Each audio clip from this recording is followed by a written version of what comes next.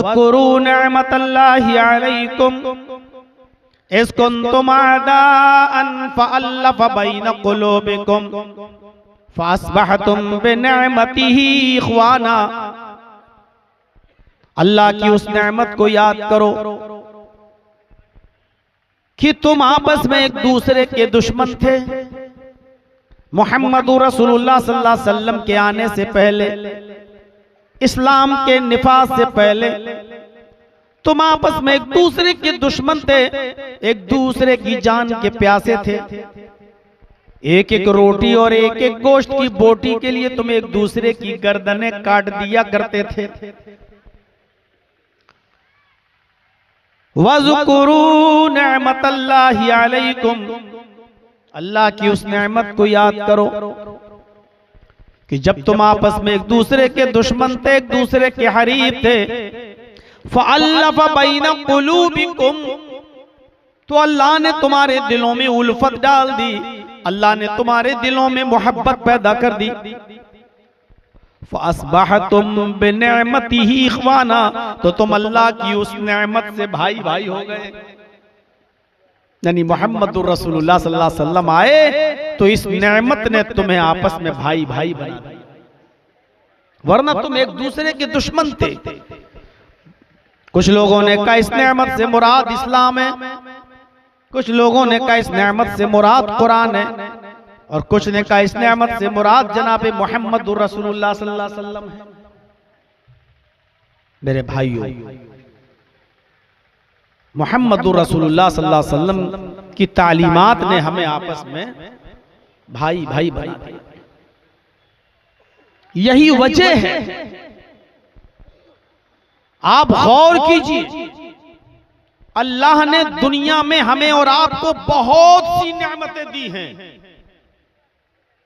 लेकिन किसी भी नेमत पर अल्लाह ने एहसान नहीं जताया। गौर कर लीजिए आप, बहुत सी नेमतें अल्लाह ने हमें और आपको अता फरमाई, लेकिन किसी भी नेमत पर अल्लाह ने एहसान नहीं जताया। ये हवा जो चलती है, हम और आप जिससे जिंदगी पाते हैं, 10 मिनट के लिए अगर रुक जाए तो जिंदगी अजीरन हो जाती है। जिन लोगों ने हवाई जहाज का सफर किया है उनको अच्छी तरीके से मालूम होगा, जब प्लेन में बैठते हैं तो एक एयर होस्टेस आपको इंडिकेट करती है, डायरेक्शन देती है। फिजा में उड़ते हुए अगर आपकी ऑक्सीजन का लेवल कम हो जाए तो ऑक्सीजन मार्क्स अपने आप आपके पैनल से नीचे आ जाएंगे। अच्छी तरीके से अपना नाक और मुंह ढांप कर रखिए और सांस लेते रहिए। आप अंदाजा लगाइए अल्लाह कितनी वाफर मिकदार में हमें और आपको यह हवा देता है। लेकिन अल्लाह ने यह हवा दी हमें और आपकी जिंदगी के लिए, लेकिन एहसान नहीं जताया। मेरे बंदो, बहुत बड़ा एहसान है मेरा, हमने तुम्हें हवा दी, एहसान नहीं जताया। ये पानी जिस मौजूदा दुनिया में हम रहते हैं उससे 3 गुना ज्यादा पानी है। अगर इस दुनिया के 4 हिस्से किए जाएं, पूरी वर्ल्ड के, पूरी दुनिया की, तो सिर्फ खुश्की 1/4 है। 3 गुना पानी है। 4 हिस्सों में सिर्फ 1 हिस्सा खुश्की, 3 गुना पानी। अल्लाह ने इस वाफर मिकदार में हमें और आपको पानी दिया, लेकिन उसने ये नहीं कहा कि मेरे बंदो मैंने तुम्हें पानी दिया, ये मेरा बहुत बड़ा एहसान है तुम्हारे ऊपर। आसमान से बारिश बरसाई जो हमारे खेतों में अनाज पैदा करती है, हमारी मुर्दा जमीन को हरा कर देती है, जिंदगी दे देती है। पूरे 4 महीने बारिश के उसने रख दिए। इतनी कसीर मिकदार में बारिश होती है, लेकिन उस अल्लाह ने कभी नहीं कहा कि मेरे बंदो ये मैंने तुम्हारे ऊपर बहुत बड़ा एहसान किया। ये जमीन बनाई, ये आसमान बनाया, ये सितारे चमकाए, ये चांद दिया, ये सूरज दिया, ये कहकशाएं दी, ये सैयारे बनाए। कभी नहीं कहा क्या है मेरे बंदो मैंने तुम्हारे ऊपर बहुत बड़ा एहसान किया। अल्लाह ने एहसान ही नहीं जताया। पूरा कुरान पढ़ जाइए। लेकिन उसने जब मोहम्मदुर रसूलुल्लाह को आखिरी नबी बनाकर इस दुनिया में भेजा, जब उसने मोहम्मदुर रसूलुल्लाह को पैगंबर बनाकर इस दुनिया में भेजा, तो मोमिनों पर एहसान जताया, ईमान लाने वालों पर एहसान जताया और फरमाया लक़द मन्नल्लाहु अलल मुमिनीना इज़ बअस फीहिम रसूला। ये अल्लाह का मोमिनों पर बहुत बड़ा एहसान है कि उसने तुम्हें एक रसूल दिया, मुहम्मदुर रसूलुल्लाह तुम्हें दिए, पैगंबर तुम्हें दिया, एक नबी तुम्हें दिया, मुहम्मदुर रसूलुल्लाह को उम्मती बनाया। ये अल्लाह का मोमिनों पर बहुत बड़ा एहसान है। अंदाजा लगा सकते हैं आप? जमीन बनाई तो एहसान नहीं जताया, आसमान बनाया तो एहसान नहीं जताया, चांद सूरज सितारे सैयारे कहकशाएं दी तो एहसान नहीं जताया, बारिश बरसाई तो एहसान नहीं जताया, हवा चलाई तो एहसान नहीं जताया।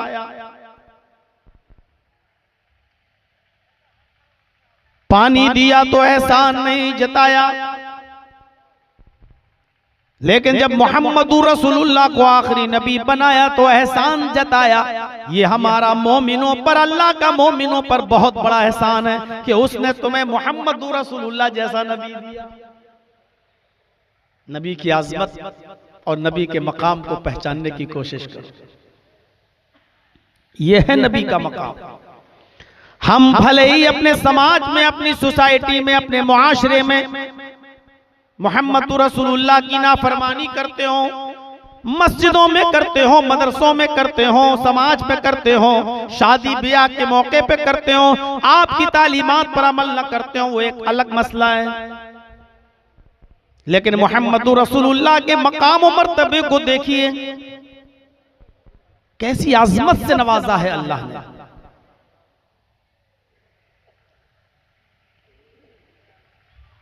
खाने काबा में नमाज पढ़ रहे हैं, खाने काबा में पहली नमाज खाने काबा में अदा कर रहे हैं। नबी बनने के बाद, रसूल बनने के बाद जब खाने काबा में आपने पहली मर्तबा नमाज अदा की, मक्के में खाने काबा में जब पहली मर्तबा नमाज अदा की, नमाज पढ़कर फारिग हुए,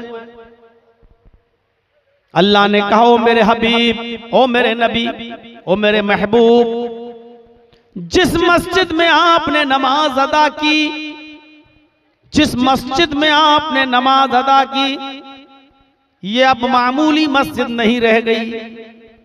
आपने जहां सजदा किया, जहां रुकू किया, कयाम किया, अब ये मामूली मस्जिद नहीं रह गई।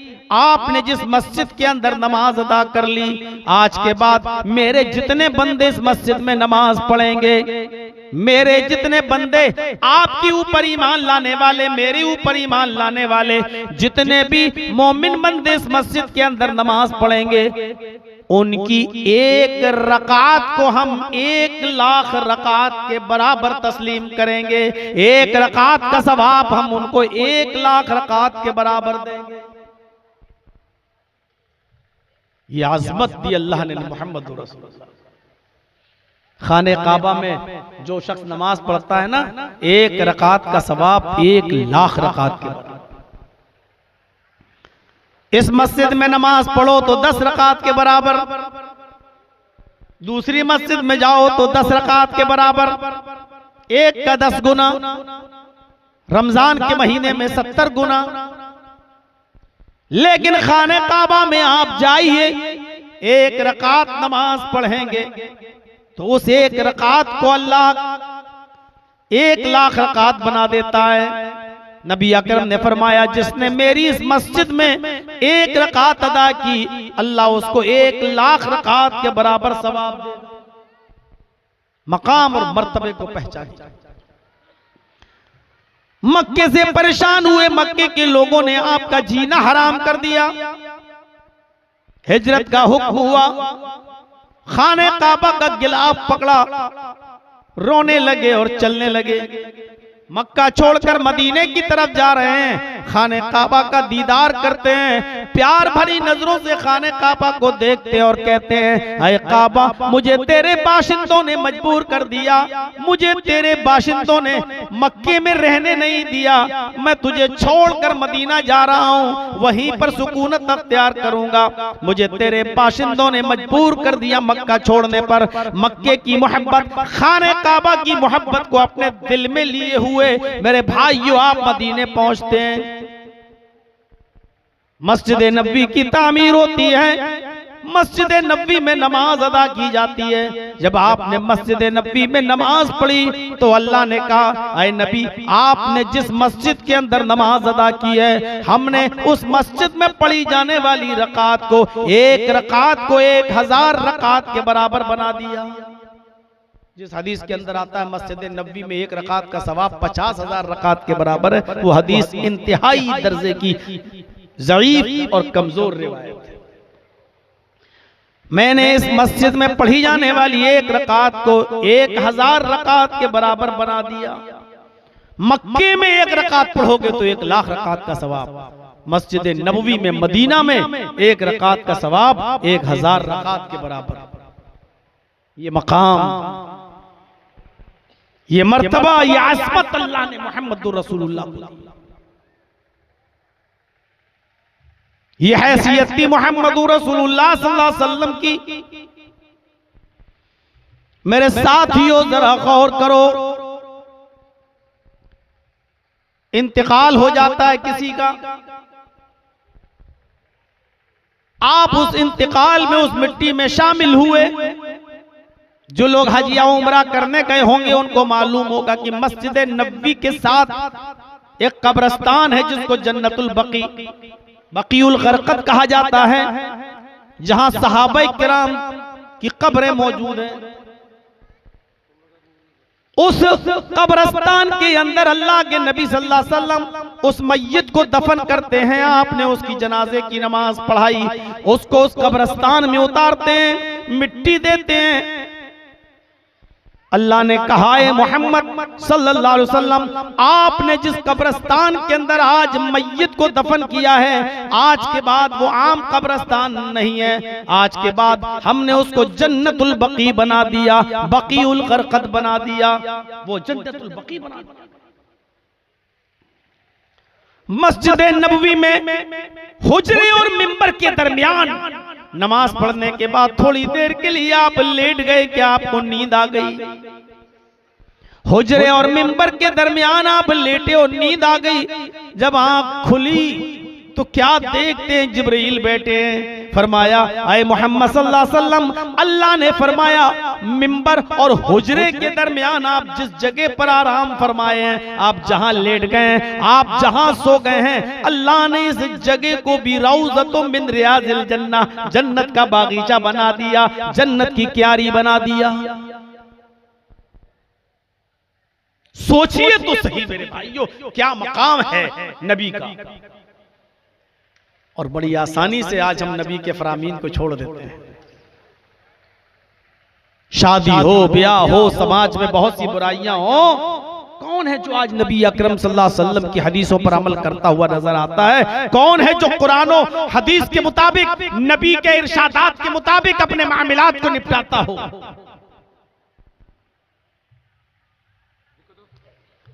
खाने काबा में एक रकात पढ़े तो 1,00,000 रकात, मस्जिद नबी में पढ़े तो 1000 रकात बना दे। जिस मय्यत को कब्रिस्तान में दफन करें वो कब्रिस्तान जन्नतुल बकी बन जाए, जिस जगह सो जाएं वो रौज़तुम मिन रियाज़िल जन्नह बन जाए। ये मकाम अल्लाह रब्बुल आलमीन ने मुहम्मदुर रसूलुल्लाह को दिया है। और इतना एतबार किया है अल्लाह ने अपने नबी पर कि पूरी दुनिया के मुसलमानों को ये हुक्म दे दिया, मा आताकुमुर रसूलु फखुजूहु व मा नहाकुम अन्हु फंतहु। लोगों, मेरा नबी तुम्हें जो दे, मेरा रसूल तुम्हें जो दे वो ले लो। अल्लाह ये भी कह सकता था मेरे बंदो मैं तुम्हें जो दूं वो ले लो, लेकिन अल्लाह ने ये नहीं कहा कि मैं जो दूं वो ले लो। अल्लाह ने कहा मा आताकुमुर रसूलु फखुजूहु, तुम्हें मेरा रसूल मोहम्मद जो दे वो ले लो। मोहम्मद रसूलुल्लाह पर इतना भरोसा, इतना एतबार, इतना एतमाद, वो तुम्हें जो दे आंख बंद करके ले लो। व मा नहाकुम अन्हु फंतहु, और तुम्हें जिन कामों से रोके उससे रुक जाओ और कीजिए। नबी ने जो दिया वो हमें मानना है, नबी ने जिन कामों से रोका उससे रुकना भी दीन है। नबी ने जिस काम से रोका अगर हम उससे रुक रहे तो वो भी दीन है। अब देख लीजिए आप, एक शख्स है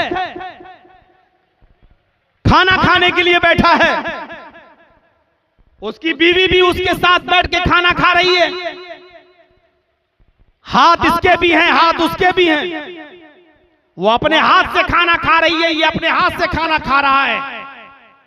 लेकिन अल्लाह के नबी फरमाते हैं अगर कोई प्यारो मोहब्बत से एक लुकमा उठाकर अपनी बीवी को खिला देता है, अपनी बीवी के मुंह में डाल देता है, तो अल्लाह इस पर भी उसको सवाब देता है। दोनों के पास हाथ पैर हैं, दोनों अपने हाथ से खा रहे हैं, लेकिन अल्लाह के नबी ने कहा अगर प्यारो मोहब्बत से कोई शौहर अपनी बीवी को एक लुकमा भी उसके मुंह में रख दे खिला दे तो इस पर भी सवाब। अब कोई शख्स इस हदीस पर अमल करते हुए, नबी की इस बात पर अमल करते हुए अपनी बीवी को एक लुकमा खिला दे तो ये भी इबादत, ये भी सवाब।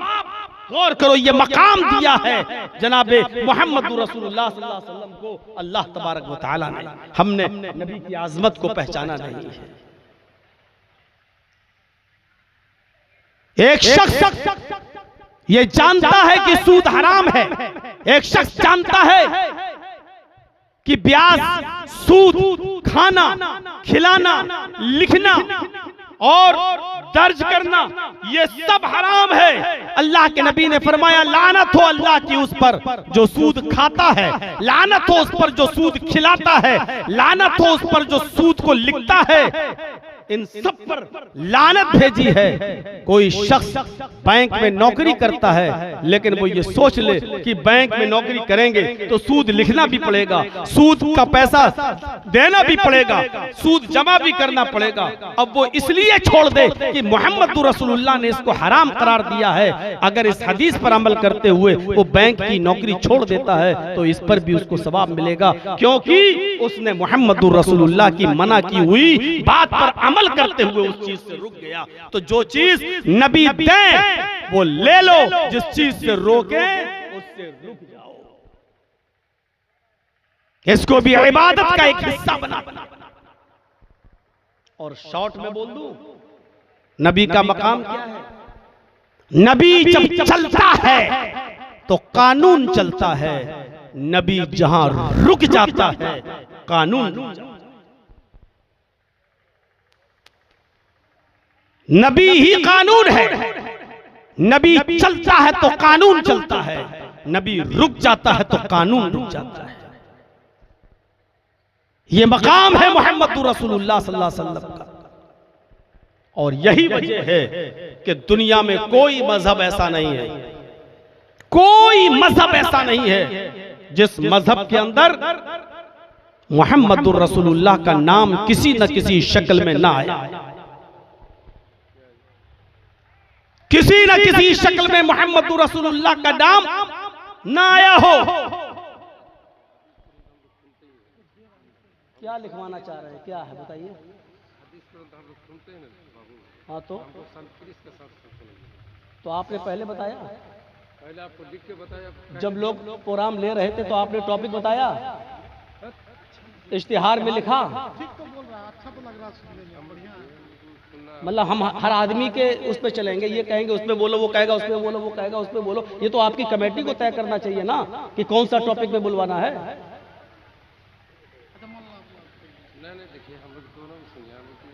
मैं उसी पे आ ही रहा था।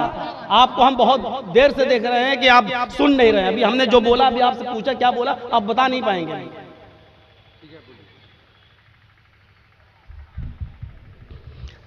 जलसे में जब आप तारीख लें तो टॉपिक उसी वक्त दे दे मौलाना को कि आपको इस पे बोलना है, होना भी चाहिए। हर मौलवी को एक टॉपिक दे दीजिए। अब आप जिस पे बुलवा रहे हैं मैं उसी पे बोलूंगा, चंदा नहीं करूंगा।